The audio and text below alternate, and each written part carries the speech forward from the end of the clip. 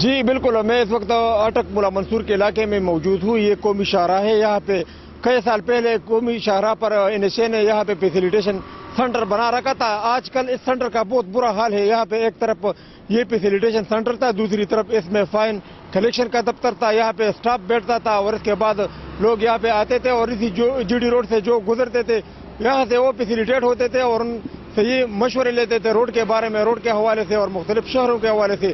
لیکن آج کل اس بلڈنگ کا بالکل کھنڈر نما یہ بلڈنگ جو آپ نظر آ رہے ہے، اس کا بہت برا حال ہے۔ یہ مکمل کھنڈر بن چکا ہے اور یہاں پہ نہ کوئی اسٹاف ہے اور نہ کوئی یہاں پہ NHA کے اہلکار ہے۔ یہ بالکل کھنڈر نما اور ویران پڑا ہے اور آج کل اس کا اتنا برا حال ہے کہ اس میں نہ کھڑکی ہے نہ روشن دان ہے، اور حتیٰ کہ باتھ روم سے لوگوں نے اس کے سے وہ کموڈ وغیرہ بھی اتار کر نل کے بھی لے گئے ہیں۔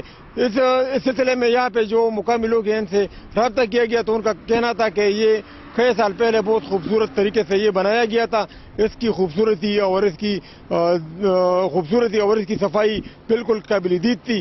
NHA والے بس ایک دفعہ آئے تھے اور انہوں نے یہاں پہ کام شروع کر رکھا، لیکن اس کے بعد یہ بالکل غیر فعال ہو گیا ہے۔ دوسری طرف مقامی لوگوں کا کہنا تھا کہ اس کے لیے بجلی کا بندوبست بھی کیا گیا تھا۔ یہاں پہ اس فیسیلیٹیشن دفتر کے لیے ایک ٹرانسفارمر لگایا گیا تھا، لیکن ابھی وہ ٹرانسفارمر بھی چور لے گئے ہیں اور یہاں پہ نہ کوئی بجلی ہے اور نہ اس کے جو بجلی کے بورڈ وغیرہ تھے وہ بھی چور لے گئے ہیں۔